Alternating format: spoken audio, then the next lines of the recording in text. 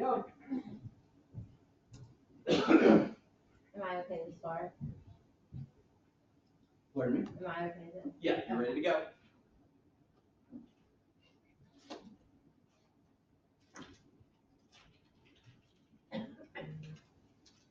So tonight we're going to give a presentation on HR law, and I'm Olivia Cafaro, and we also have Elizabeth Nelson, Joseph von Borstel, Veronica Sicking, and Daniela Emposa.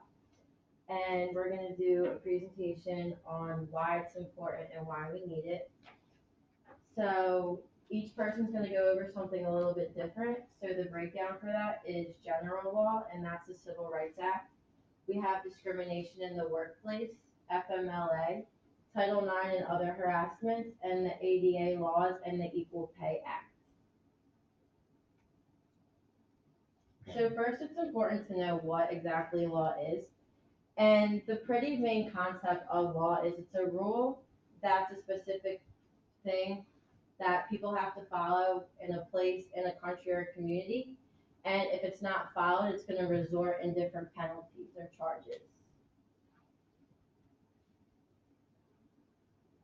So why is it important for us to have laws? They set an example for people for what is and what's not accepted in society today. And without it, there would be a lot of conflict between many difficult areas. This can affect your communities, your businesses, education, etc. We need it in human resources because without it, people would be doing wrong to another employee. Without these statutes, people in the workplace could become very vulnerable. These laws include discrimination, minimum wage, safety, children labor's laws, and workers' comp. If we don't follow them, lawsuits can find bankruptcy, job termination, loss of money or profit, and it affects the companies as a whole. A lot of the time with lawsuits, if you do get sued, it's going to affect the marketing reputation, it's going to affect the amount of income that gets brought into your business. And a big thing that started this is the Civil Rights Act of 1964. It's a landmark for the civil rights and the U.S. labor law in the United States. It handles a lot with discrimination and racial segregation in schools, employment, and in the public eye. So what did the Civil Rights Act do? It ended segregation in public places and it banned employment discrimination. And this was based on sex, race, color. It's considered to be one of the crowning legislative achievements of the civil rights movement. So what was going on prior to this was the Jim Crow laws, and I feel it's important to know this because this is what started the movement in the first place. And this was pretty much in the South, a rule of laws that was going on in the 19th and early 20th century. And it was enforcing segregation and diversity. And this went on until 1965.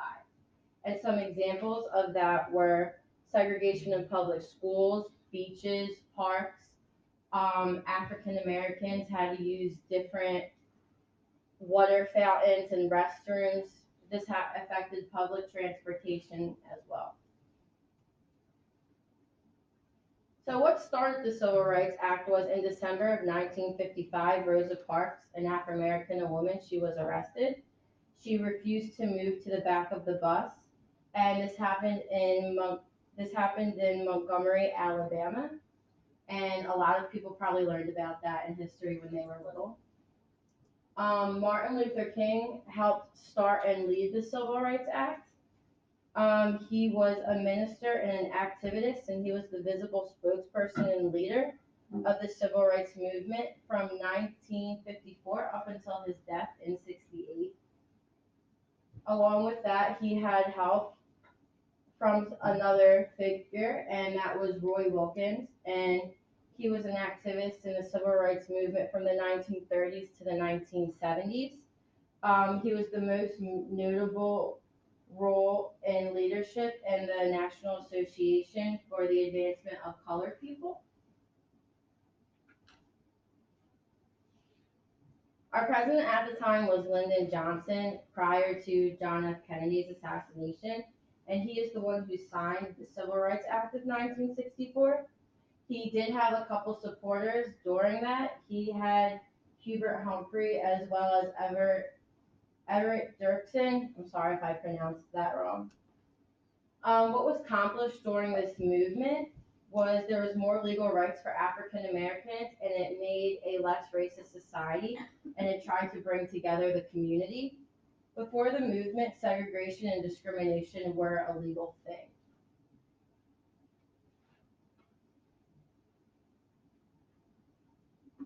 So, what took place during this act to me that stood out the most is Martin Luther King Jr. made it clear that there was going to be no violent acts. He followed the paths of Gandhi, and he believed that we did not do nonviolent things. Um, he felt the most effective weapon was to, with an unjust and racist society, would be not to be violent. And the 8 nonviolent acts, one was the Montgomery bus boycott, and that was a political and social protest against segregation with public transportation. There was the Albany movement of 1961, and that was the desegregation and voters' rights. We had the Birmingham campaign of 1963, which brought attention to the integration efforts of the African Americans in this area. Continue with that, there was the March on the Washington for Jobs and Freedom of 1963. And what happened with this is this was an advert advocated for civil and economic rights for African Americans. There was Bloody Sunday in 1965, which was 3 protests and marches um, along 54 miles on the highway in Selma, Alabama, to the states of the capital of Montgomery. And then there was also the Chicago of 1966, which was a large rally march, and it demanded to the city of Chicago. On top of that, we had the Vietnam War opposition of 1967, where protesters marched and passed the Lincoln Memorial across across the bridge all the way to the front steps of the Pentagon, and Poor People's Campaign of 1968, which grew economic justice for people in the United States. And next we have Liz, and she'll be discussing workers' discrimination.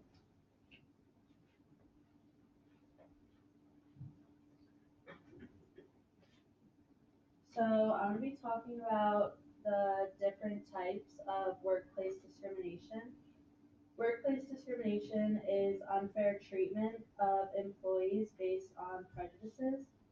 These can be dependent upon equal pay compensation, sexual orientation, pregnancy, religion, disability, age, and race. Discrimination in the workplace is an unfortunate reality for many workers. Whether it's based on hostility or ignorance of coworkers, discrimination can lead to various difficulties for its victims. This can be ranging from unfairly low pay to discomfort in the presence of employers or coworkers. The Title VII of the Civil Rights Act of 1964 is a federal law that prohibits employees from discriminating against employees on the basis of sex, race, color, national origin, and religion. In general, to be subjected to Title VII of the Civil Rights Act, an employer must have 15 or more employees. It also applies to both private and public colleges and universities, employment agencies, and labor organizations. The Age Discrimination in Employment Act, which is also known as the ADEA, is a federal law that protects workers and job applicants age 40 and over from age-based discrimination in all aspects of employment, which means hiring, firing, pay, job assignments, promotions, layoff, training, benefits, and any other term or condition of employment. In a recent court case, with Midwestern Company, they chose to lay off the employees that were approaching retirement age because it was moving up their retirement slightly rather than firing people who would be with the company for longer. But the company quickly found itself in the wrong end of a lawsuit. Pregnancy discrimination could be leave and health insurance and any other term or condition of employment. They are to be treated as anyone else who's disabled, and examples of that could be alternate assignments or a disability leave. And this photo is from a strike in 2014 when the Supreme Court decided whether employers must accommodate pregnant women in the workplace, but they found themselves required to provide reasonable accommodations to pregnant employees with impairments, and this was all under the ADA. The Americans with Disabilities Act of 1990, or the Rehabilitation Act, the ADA, is a civil rights law, and it prohibits discrimination against individuals with disabilities in all areas of public life. This includes jobs, schools, and transportation. So basically, all public and private places that are open to the general public, it makes it possible for everyone with a disability to live a life of freedom and equality. It's the first comprehensive declaration of equality for people with disabilities. And then mentalism, it's a form of discrimination against a mental trait or condition a person has or is judged to have. This discrimination may or may not be described in terms of mental disorder or cognitive impairment. The ADA defines disability as a physical or mental impairment that substantially limits one or more major life activities. When job applicants or employees have a mental health condition that meets this criteria, they have workplace rights all under the ADA. Ethnic discrimination is defined as unequal treatment of people based on the fact that they belong to a certain ethnicity or national group. It can also involve placing a person in a different position on the basis of religion, skin color, or their nationality. The term ethnicity refers to a certain group of people that have racial, religious, and other traits in common. If a person discriminates against a member of a particular ethnicity in the workplace, that person is violating state and federal law. And then besides ethnicity, there's also racial discrimination. This refers to discrimination against individuals on the basis of their race. Although many would hope that race discrimination remains a thing of the past, it's an unfortunate reality many people still face today. And some discrimination is based on their race or even just their national heritage. Employers that practice race discrimination put themselves at a risk for heavy fines if any of their employees decide to sue. Many states even make it easier for their employees to file complaints against their employers. And Title VII prohibits workplace or job segregation not only based on ethnicity but also religion. This includes religious garb and grooming practices. This is assigning an employee to a non-customer contact position because of actual or feared customer preference. Religious discrimination is treating individuals differently in their employment because of their religion, their religious beliefs and practices, and or a request for a change in the workplace, meaning if the workplace has a rule or a policy that would go against your religious beliefs or any other practices. And in conclusion, today we went over all of the different types of workplace discriminations under human resources law. This is including age, pregnancy, mental or physical, ethnicity, race, and religious discrimination, and many more. And now Veronica is going to talk about FMLA.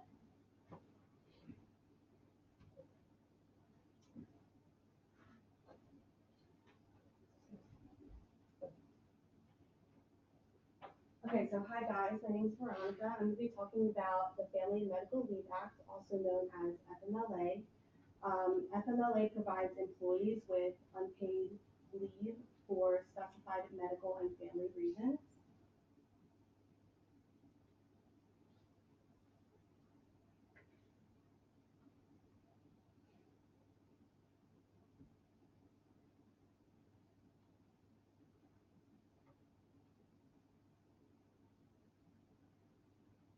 All right, so for FMLA leave, the employee gets up to 12 weeks of leave.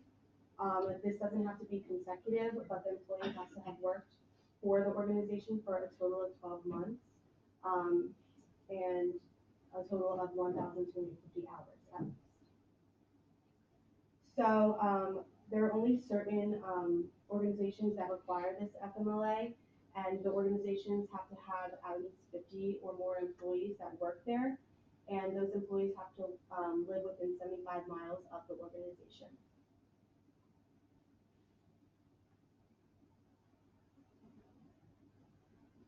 So this 50 or more employee rule applies to all private sector businesses. However, public agencies, which is things like the federal government and public and private schools, the employees there are offered FMLA regardless of how many employees work there.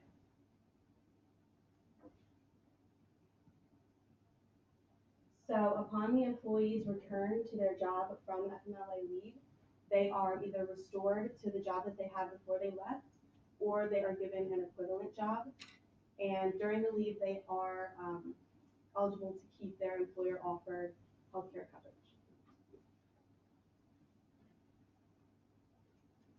So who gets FMLA leave? A parent for the birth of a child or to care for the child within a year of its birth. Same thing goes for parents who are newly placed with children, whether that be for foster care or adoption. To take care of a spouse, parent, or child with a serious medical condition, or to take care of your own serious medical condition. So what qualifies as a serious medical condition is one that requires inpatient care or continuous treatment from a healthcare provider. It doesn't cover routine medical examinations such as a physical.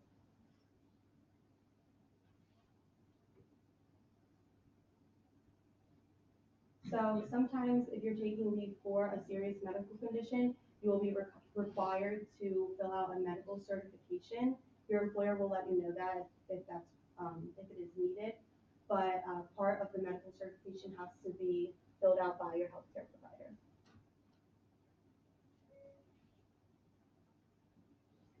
So employees can also take FMLA leave if they have a spouse, parent, or child who is a military member for certain qualifying exigencies, and these include to make different arrangements for the child of a deployed military member, to attend certain military ceremonies or briefings, or to make financial or legal arrangements while the military member is deployed. And they can also take leave if they have to care for a military member who has a serious medical condition. Again, it has to be someone that is a spouse, parent, or child of the employee. And for this, they get up to 26 weeks of leave instead of 12. So for foreseeable leave, such as like a scheduled surgery, the employee has to let the employer know with at least 30 days in advance that they're going to be needing that leave. For unforeseeable leave, such as anything that might be an emergency, they just have to let their employer know as soon as possible.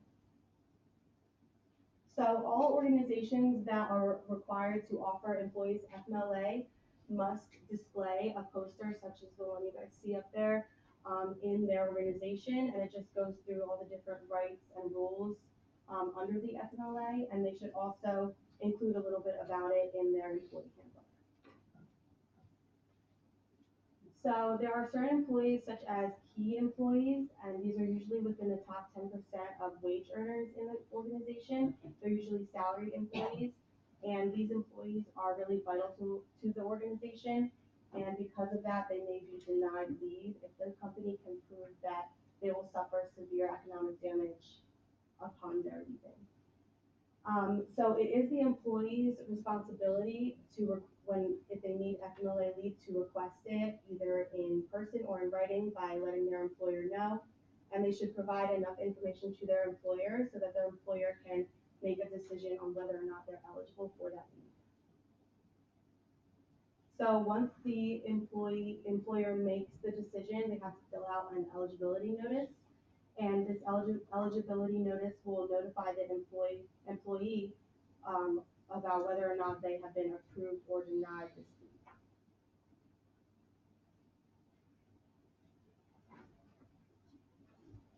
The employer also has to give the employee a rights and responsibilities notice after they have been deemed eligible for leave. And this notice just goes through all the different FMLA rights and rules, and it will also let the employee know whether or not medical certification is required if that is the type of leave they are taking. It is prohibited for employees to, or employers to interfere, restrain, or deny FMLA leave if someone is eligible. So for example, they can interfere by changing the employee's work hours to make them ineligible for FMLA leave. They can transfer people to different work sites to make a certain work site less than 50 employees, or they can simply deny the leave. It is also prohibited for them to discriminate, retaliate, or discharge. So for example, not hiring someone simply because they are pregnant, uh, punishing someone for taking FMLA leave by not offering them a promotion that they would be qualified for, or simply discharging or firing an employee from the company. So if an employee believes that their rights have excuse me, have been violated, sorry, under this act or under the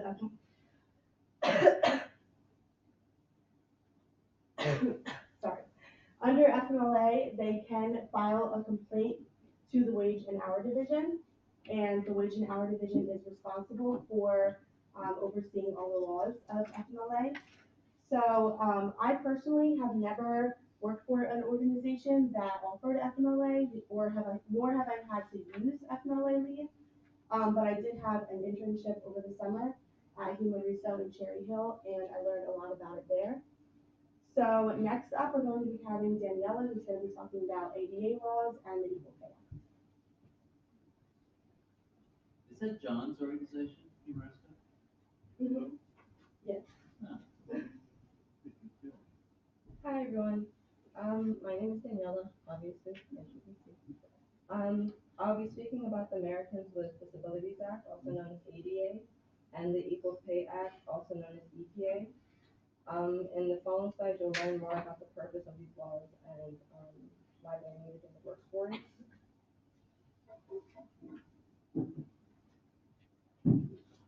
Americans with Disabilities Act is a civil rights law passed in 1990 preventing discrimination against individuals with disabilities in public accommodations, employment, transportation, state and local government services, and telecommunications. The purpose of this law is to make sure people with disabilities have the same rights and opportunities as everyone else. ADA is divided into 5 titles. The first is in regard to equal employment opportunities and applies to employers with 15 or more employees. It is designed to give employment opportunities and benefits to people with disabilities just as those without. Employers must provide reasonable accommodations, which is defined above. Title II is about non-discrimination in state and local government services. It prohibits discrimination against qualified individuals with disabilities in all programs, activities, and services of public entities. It also outlines the administrative process to be followed in regard to self-evaluation and planning. Title III prohibits private places of public accommodation from discriminating against people with disabilities. Examples of affected places, not limited to, but would be hotels and public schools. The title requires these places to make reasonable modifications to their usual ways of doing things when serving those with disabilities. The next title requires telephone and internet companies to provide a nationwide system that allows those with hearing and speech disabilities to communicate over the phone. It also requires closed captioning for federally funded public service announcements. This title is regulated by the Federal Communication Commission. The last title of the ADA law contains a variety of provisions relating the law to other laws, state immunity, its impact on insurance, illegal use of drugs, attorney's fees, etc. It also contains a list of conditions that shouldn't be considered as disabilities. Moving on to the next topic of discussion, which is the Equal Pay Act. It was put into play by Esther Peterson and finally signed off by President John F. Kennedy on June 10th of 1963. It was one of the first anti-discrimination laws that addressed wage differences based on gender. Women in the first decades of the 20th century made up less than 24% of the U.S. workforce. But when World War II began, they had to take over civilian jobs from the men who went to war. This brought the percentage up to 37% and caused unions to start advocating for equal pay. After the war, when the men came back, things went south again. Federal and civilian policies allowed employers to replace female workers with men, and many companies opted to only hire men, regardless of the hiring of women during the war. Those that hired women reclassified their jobs and lowered their pay. These changes dropped the percentage of women in the workforce to below 28%. The 1950s consisted of failed bills seeking equal pay for women, but it pushed women back out to work. And by 1960, when women accounted for 37% of the workforce again. The next year, labor activist Esther Peterson, which you can see above, was appointed to the Women's Bureau in the Department of Labor. After gathering data, building coalitions, and winning over opponents, Esther submitted a draft of the Equal Pay Act to Congress in February of 1963. Every draft has its flaws, and the fact that the bill said comparable work instead of equal pay was a big one. They later opted to change it to equal pay, and it pushed it through to the office. Aside from that, there were people that couldn't get on board. The U.S. Chamber of Commerce and the National Retail Merchants Association argued that women were more expensive to employ than men. To calm them, Congress made the EPA an amendment to the Fair Labor Standards Act, which made it possible to pass the House and Senate and officially sign in June. The last few slides are just going to be examples of how EPA works and guides the workforce. We'll go over skill, effort, responsibility, work conditions, establishments, and exemptions. The first to look at is skill, which is measured by experience, ability, education, and training required for the job. The issue with skill is that it doesn't matter what you have as a person, it's more on what you can do for the business. So it doesn't matter what skills you have as a person, if your skills correlate with the job, then you'll be considered. The next one is effort, which is the amount of physical or mental exertion needed to perform the job. An example is like an assembly line, two people could be of different build or of different whatever it could be, but as long as they're doing the same job, they get paid the same. If you can't pay one person for lifting something just a little bit heavier. The next is responsibility, which is the degree of accountability required of performing the job. This you could get paid for more if you're like a manager, and like you won't pay an employee the same as a manager. So that'd be something to consider when applying for the job. The next is work conditions and establishments. This is basically just where you work and what's around you. If you're in a dangerous environment, you'll probably get paid more. In an office setting, probably pay less than someone that works in a factory. And that goes for establishments also. And to summarize exemption, basically employees employed in a bona fide executive, administrative, or professional capacity is exempt from the EPA. Employee employed by an amusement or recreational establishment, organized camp, or religious or nonprofit. Yeah, you're right. To summarize everything, that's basically just a breakdown of what ADA and EPA laws are. And next is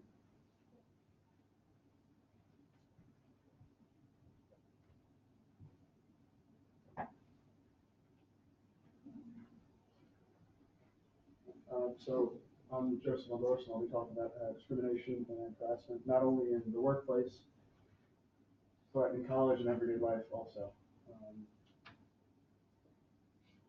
Probably gonna rehash a lot of the same stuff, but see if I can get that different place.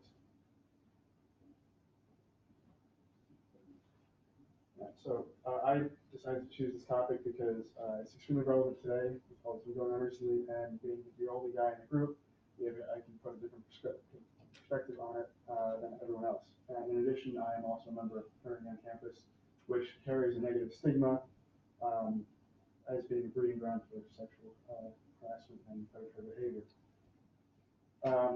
Although that is the results of a select few that ruin the reputation of the majority, it's still a problem across the country, and for that reason, I decided to do more research into HR law and surrounding the problem and how it has been utilized to help the victims.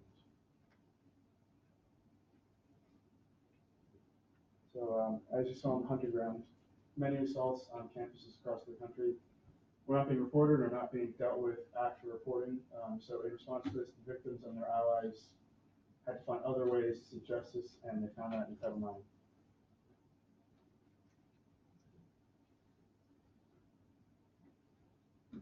So as you can see, Title IX states that no one in the U.S. shall be excluded from any educational program receiving federal financial assistance based on their sex, gender. Most, if not all, schools receive some amount of aid from the government, so this applies to most schools in the country.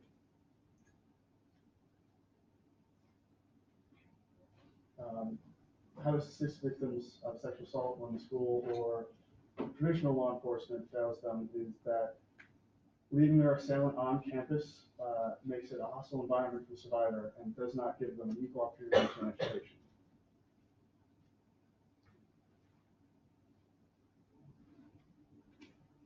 Now, Title IX does not directly translate over into the workforce or workplace. However, it does have a comparable law.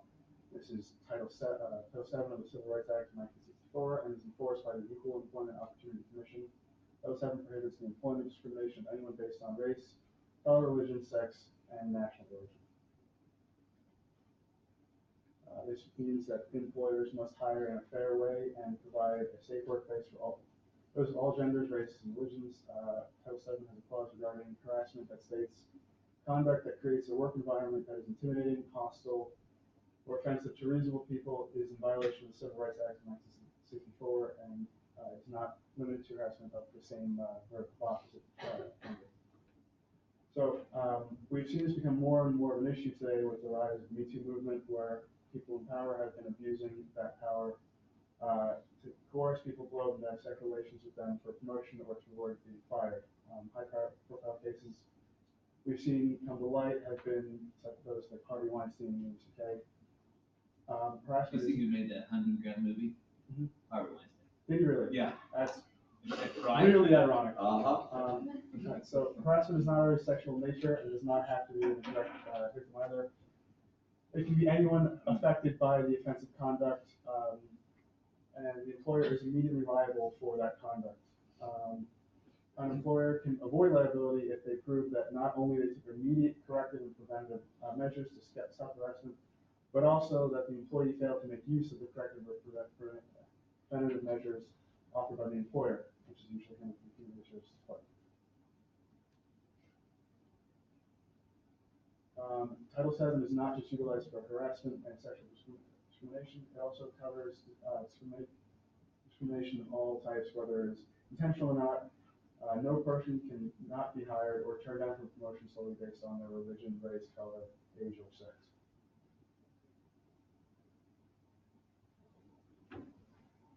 Age discrimination has become a rather large problem in recent years as more people are staying in the workforce for a longer time or coming back to work after retirement. As a result of this, the EEOC enforces the Age Discrimination in Employment Act, which prevents discrimination against those older than 40. Another regulation set forth by the EEOC is known as the 80% rule. This states that the hiring rate of a minority group must be at least 80% of that of the majority group. If this is called into question and is found that the company is below that set hiring rate, The company must provide records saying that there were legitimate reasons for not hiring those people. Disability is a different circumstance, however. A disabled person cannot be discriminated against if, with reasonable accommodation, they can perform the essential functions of the job. An example of this is a man who applied to be a therapist that would have to travel to patients to consult with them. He was totally qualified for the job, aside from the fact that he was blind and could not drive. He was not hired due to his inability to drive. However, his wife was his personal driver and would be able to transport him wherever he needed to go. As a result of this, the man filed a lawsuit, and after 2 years, won the lawsuit. Not only was he paid damages, but was for 2 years, but was also paid 2 years of back pay, despite the company stating that driving was an essential function of the job. Human resource representatives and companies they work for must be ever mindful of any and all regulations they must uphold, and any situations which may seem like they're not discrimination, but could be perceived that way. So you never know how that could turn out in a lawsuit. Just to recap, Olivia covered the basics of human resources and the history behind that. Liz covered the different types of discrimination outlined in human resource law. Veronica covered the Family and Medical Leave Act, and Daniela covered the Americans with Disabilities and Equal Pay Act of 1966. And this concludes the presentation. Thank you for listening.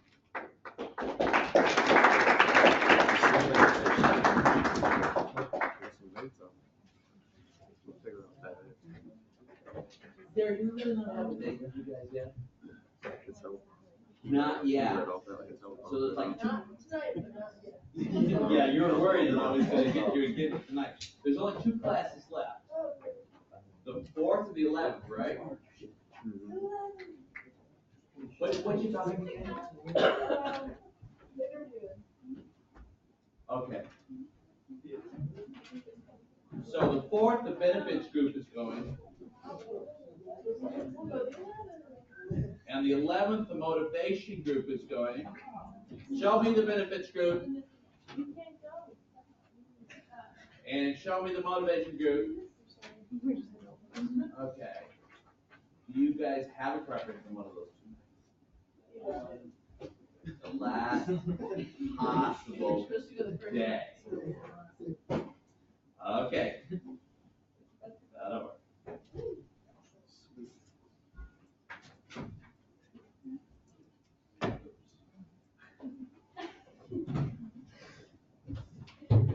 I'm gonna separate you 2 sisters.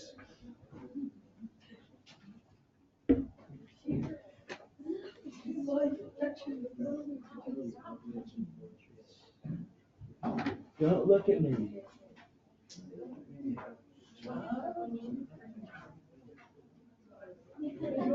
You too now. She's right here, right?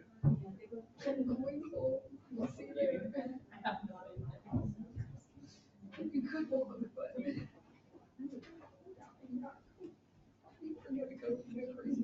Oh, I forgot to turn this off.